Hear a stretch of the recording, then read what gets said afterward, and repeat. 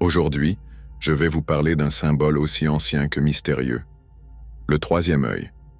Présent dans les traditions spirituelles du monde entier, il représente l'intuition, la sagesse profonde et la vision au-delà des apparences.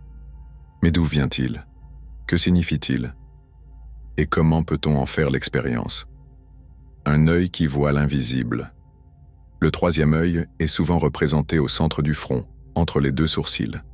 On l'appelle aussi le chakra Ajna dans la tradition indienne. Il serait lié à la glande pinéale, une petite glande dans notre cerveau que certains considèrent comme le pont entre le monde matériel et le monde spirituel. Parlons de symboles universels.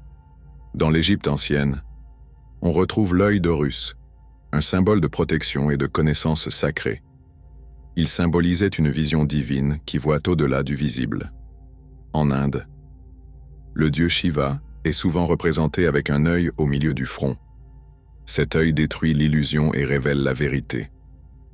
Dans le bouddhisme, le troisième œil est le symbole de l'éveil. Il montre que l'on perçoit non plus seulement avec les yeux du corps, mais avec ceux de l'âme. Dans la Grèce antique, Platon parle d'un œil de l'âme, capable de voir la lumière de la vérité, au-delà du monde des apparences. En Occident, l'œil de la providence, que l'on voit dans les traditions ésotériques ou sur le billet de $1 américain, symbolise la conscience supérieure qui voit tout. Comme fonction spirituelle, on peut dire que le troisième œil permet d'avoir une intuition plus développée, de capter les signes invisibles, les énergies subtiles, de développer une conscience plus large, plus profonde. Alors comment l'ouvrir?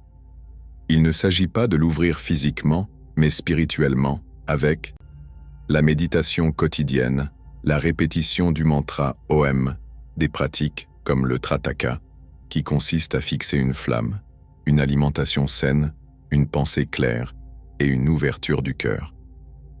Mais attention, ce chemin demande du temps, de la patience et surtout de l'ancrage. Ouvrir le troisième œil trop rapidement, sans équilibre intérieur, peut désorienter. En conclusion, je dirais que le troisième œil n'est pas un mythe, c'est une clé symbolique et énergétique vers une autre manière de voir, de comprendre, de ressentir. C'est un appel à la lucidité, à la connaissance de soi et à la vision sacrée de la vie. Merci de votre attention.